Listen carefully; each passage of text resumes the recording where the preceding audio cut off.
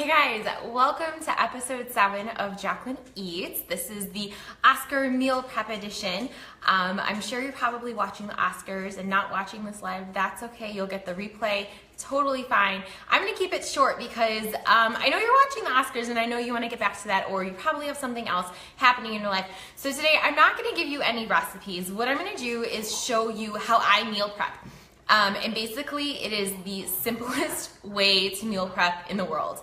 I make the same things over and over and over again. I buy the same groceries over and over and over again, but I remix how I use them so that I'm not eating the same meals, but I'm getting more bang for my buck, and I'm not spending time like scouring Pinterest or looking at other people's recipes and feeling overwhelmed like, oh gosh, I need so much time to meal prep.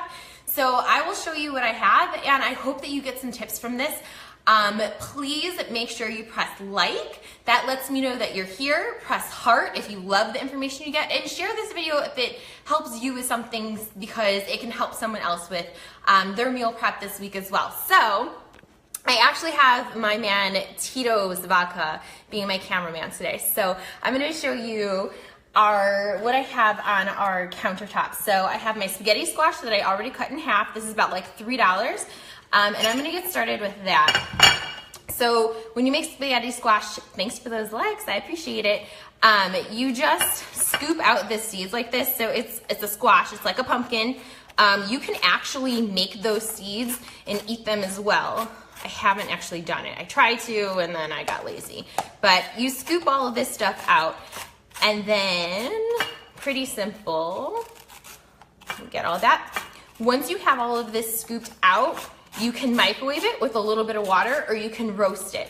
I'm gonna use this to make my favorite spaghetti bake. I probably make it once every couple weeks, just because it's easy and we know that it's good. And then I might add like a little bit of variety. I might use sausage, I might use ground beef. I'll post that recipe, I've posted it a million times, but just like that. And then this is a good thing. I know we're all worried about carbs, but I try not to think about the things that I can't have, and I try to think about the things that I can have that are good for me, because I eat a lot of carbs. But I think about spaghetti squash as not replacing a carb, but adding more vegetables into my life. And vegetables that aren't covered with cream and aren't covered with cheese, but vegetables that are covered with tomato sauce, or like diced tomatoes, like good for me things. So I'm gonna microwave that thing, and I'm gonna get started on a couple of other things. So these are all things that you can do right now as you are watching the Oscars. If you don't have these items in your house, the next time that you're watching TV for next weekend, buy these things so that you have them. Okay, I have some cans of tuna. We're gonna use these for our salads this week. So when I buy tuna, I try to find tuna that is just tuna and salt and doesn't have soy in it. Sometimes it's a little bit hard to find without soy. I like the ones from Trader Joe's. I mean, gosh, all this free advertising I give Trader Joe's. But I'm just gonna scoop that in there. And then I have hummus. I'm gonna scoop it into my blue container. So this is 1/4 cup. If you do not have these containers, I still use them. They're super helpful. I'm gonna scoop that out. If you've never had hummus with tuna, I know that it sounds weird, but it's really, really good. Like any variety. This is actually baba ganoush, which is roasted eggplant. And then I'm gonna mix that up. Some good add-ins with this are red onion. You could put in jalapenos or banana peppers or olives. It's really good by itself. I would use this and put it on a pita, or I might put it with some vegetable sticks, or I might just put it on a salad. Plenty of different options, but because I have that, like I have things prepped for the week. I don't have to be scrambling for lunch. Cool. And then the last thing I'm gonna show you, so I do have my vegetables here that I'm gonna dice up. I'm not gonna waste your time right now, but I wanna show you what I'm doing with quinoa. So I have quinoa in here. This is 1 cup of quinoa. I'm gonna rinse it in the sink. You have to rinse quinoa or it has this weird, like gross, soapy taste. So I'm gonna rinse that off. Just a quick rinse. And granted, like, look at all this stuff. This is super easy. Does not take a lot of time to prep this. Something that you can do while you're watching TV, and then I'm gonna dump it in here. There are 2 cups of water in that. I'm gonna get it boiling. Once it's boiling, I'm gonna put the lid on so that moisture does not escape it. That is an important tip because if you don't do that, you have to keep adding water. And yeah, so I got some stuff prepped. I'm gonna cut my cucumbers and peppers and onions. That way I can throw that onto a salad really quick. And yeah, so like I always have salads for lunch just because I think it's the easiest thing. It's a easy way to get in 2 or 3 servings of vegetables. Sometimes people are like, I don't like having salad every day.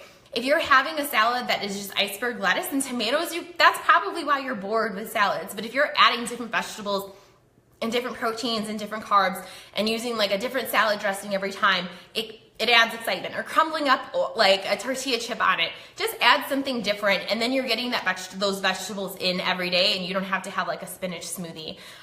So those are some tips.